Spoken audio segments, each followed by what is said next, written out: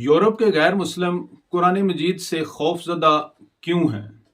क्या वजह है कि बार बार यूरोपियन ममालिक में कुरान मजीद की बेहुरमती की जाती है? और क्या हम मुसलमान, पाकिस्तानी मुसलमान, कुरान मजीद की किसी न किसी शक्ल में बेहुरमती नहीं कर रहे? देखने सुनने और चाहने वालों को इम्तियाज गुलियानवी की तरफ से अस्सलाम वालेकुम। आप देख रहे हैं अपना पसंदीदा चैनल यूके स्टार टीवी। बकरा ईद के दिन की बात है जब एक मलून इराकी नयाद बाशिंदे ने, जो कि कुछ साल पहले ही आके स्वीडन में पनाहगज़ीन हुआ था, उसने बाज़ाब्ता तौर पे कुरान की बेहुरमती की। इस फेल कबीह पे उसे स्वीडिश गवर्नमेंट की बाकायदा सरपरस्ती हासिल थी। उसने ये कबीह फेल करने से पहले बाकायदा गवर्नमेंट से इस चीज़ की इजाज़त ली और उनकी इजाज़त से ये मकरूह फेल सरअंजाम दिया। अगर आप स्वीडन के हवाले से बात करें तो ये कोई पहला वाक़या नहीं है जो स्वीडन में कुरान की बेहुरमती के हवाले से पेश आया है। पिछले 3 सालों की अगर तहकीक करें तो कई ऐसे वाक़यात आपकी नज़र के सामने से गुजरते हैं। मेरी ज़ाती तहकीक के मुताबिक तकरीबन 8 वाक़यात ऐसे हुए हैं स्वीडन और नॉर्वे के अंदर जिसमें कुरान मजीद की बेहुरमती की गई। मैं अरसा 23 साल से यूरोप में मुकीम हूँ। मैं आज़ादी इजहार और दूसरी बेशुमार टाइप की आज़ादियों के बारे में बड़ी अच्छी तरह से जानता हूँ। ये इस तरह का फेल कबीह किसी भी हवाले से आज़ादी इजहार के ज़ुमरे में नहीं आता।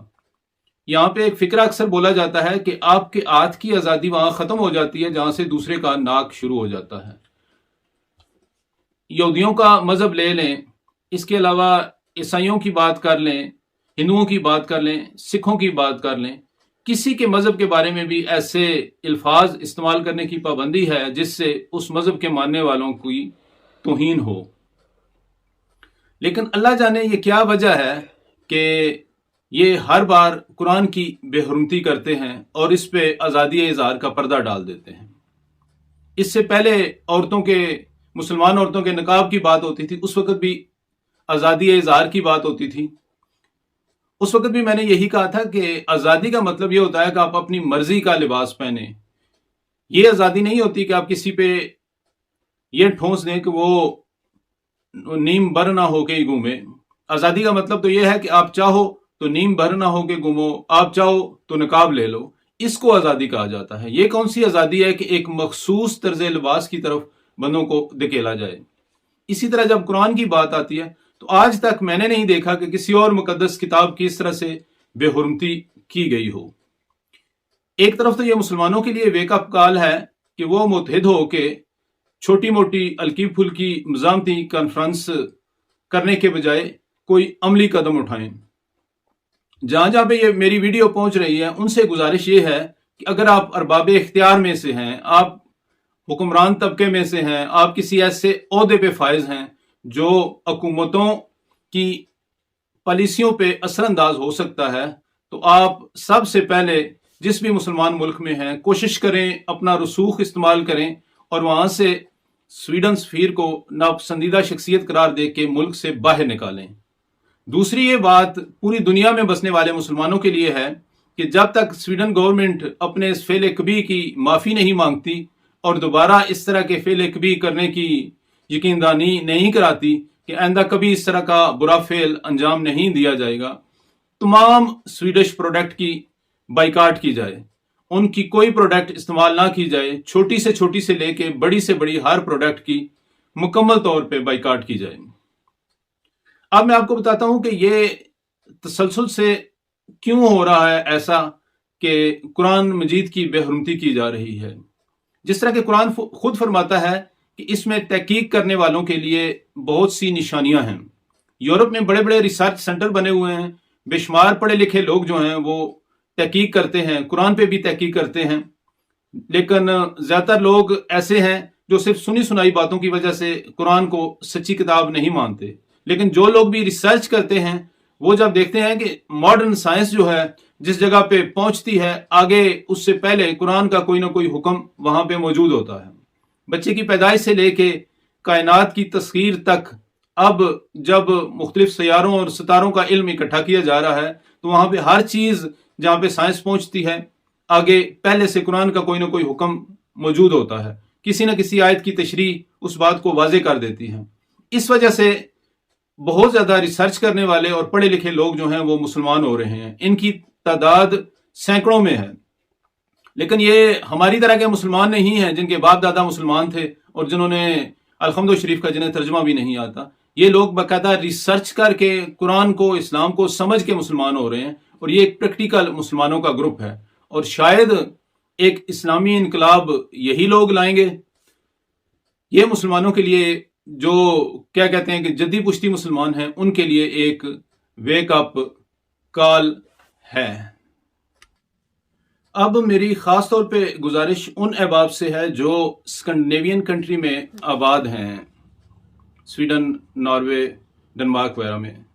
ان سے گزارش ہے کہ وہ کسی اہم ترین، سمجھدار ترین اور زیرک ترین وکلاء کے پینل سے مل کے باقاعدہ ایک مقدمہ دائر کریں، ایک اپلیکیشن دیں، عدالت میں کیس لڑیں کہ یہ مسلمانوں کے جذبات کو مجروح کرنے کا سلسلہ ختم کیا جائے۔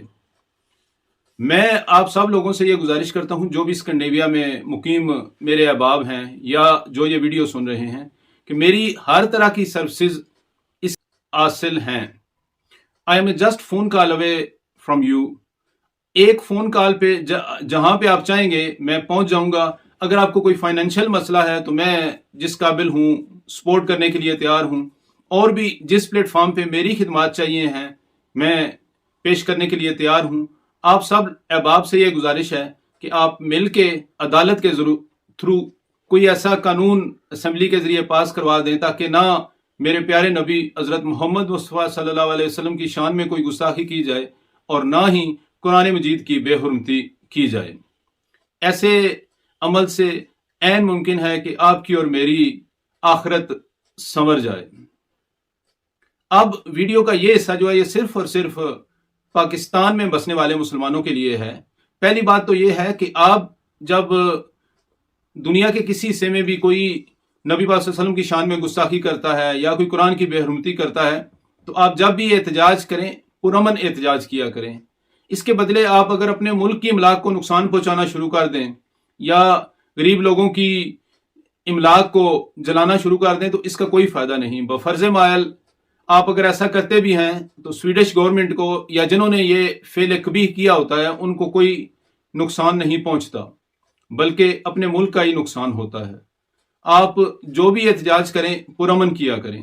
دوسری ایک اہم بات آپ کے لیے قرآن کے حوالے سے یہ ہے کہ کیا ہم مسلمان، پاکستانی مسلمان، کسی نہ کسی شکل میں ہم بھی قرآن کی، استغفر اللہ، اللہ پاک معاف فرمائے اگر میرے منہ سے کوئی غلط لفظ نکل رہا ہے، کہ بے حرمتی کے مرتکب تو نہیں ہو رہے؟ کیونکہ قرآن یہ اللہ تعالیٰ فرماتا ہے کہ کتاب صرف ہدایت کے لیے نازل کی گئی ہے، یہ ثواب حاصل کرنے کے لیے نازل نہیں کی گئی۔ ثواب حاصل کرنے کے لیے آپ نماز، روزہ، حج، زکوٰۃ، صدقہ خیرات کر سکتے ہیں۔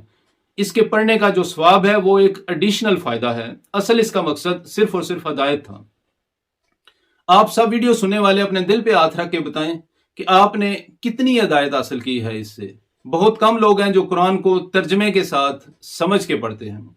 جو بندہ بھی میری یہ ویڈیو دیکھ رہا ہے اس سے گزارش ہے کہ آپ آج سے قرآن مجید کو ترجمے کے ساتھ پڑھنا شروع کریں۔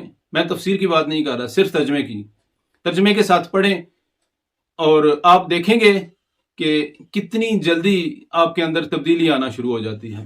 جب آپ الحمدللہ رب العالمین پڑھیں گے تب آپ کو پتہ چلے گا اس کا مطلب کیا ہے، پھر آپ کے اندر پازیٹیو تبدیلیاں آنا شروع ہوں گی۔ دوسرا، پاکستان کے اندر جو بندہ بھی جس عہدے پہ فائز ہے وہ میری بات سن لے کہ جب آپ لوگ کسی بھی عہدے پہ پہنچنے سے پہلے ایک حلف لیتے ہو، جب آپ قرآن پہ حلف لیتے ہو کہ میں اس عہدے کی پاسداری کروں گا، میں کبھی رشوت نہیں لوں گا، میں کبھی ملک کو نقصان نہیں پہنچاؤں گا، تو ایک لمحے کے لیے آپ یہ سوچئے گا کہ جب آپ اس عہد کو توڑتے ہو، جب آپ اس حلف کی صحیح طرح سے پاسداری نہیں کرتے، تو کیا یہ بھی ایک قرآن کی بے حرمتی کی شکل نہیں ہے. وہ تو کافر ہیں، بدبخت ہیں، ان کی تو آنکھیں بند ہیں، انہیں تو قرآن میں سن بکمن کہا گیا ہے، وہ گنگے بہرے اندھے ہیں. آپ لوگ تو قرآن کو اللہ تعالیٰ کی سچی کتاب مانتے ہو، اور اگر آپ ایسا کرتے ہو تو کیا آپ کی پکڑ نہیں ہوگی؟